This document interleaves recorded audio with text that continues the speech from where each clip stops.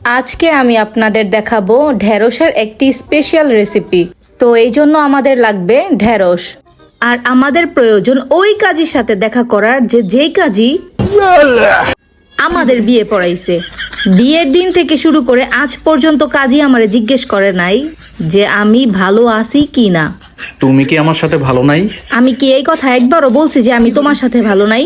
এই প্রশ্নটা যদি কাজী করতো আজকে মজাটাই অন্যরকম হইতো। আমি তো তোমারে কিছু বলি নাই। তুমি রেসিপি দেখাইতেছো, রেসিপি দেখাও। কোনো রেসিপি চলবো না, কোনো রেসিপি চলবো না। কাজীর সাথে আমার দেখা করা লাগবে। বিয়ের অনুষ্ঠানে যারা আইসা দাওয়াত খাইয়া গেছে, বিয়েতে যারা আসছে সবার সাথে দেখা হয়, শুধু ওই কাজীর সাথে দেখা হয় না।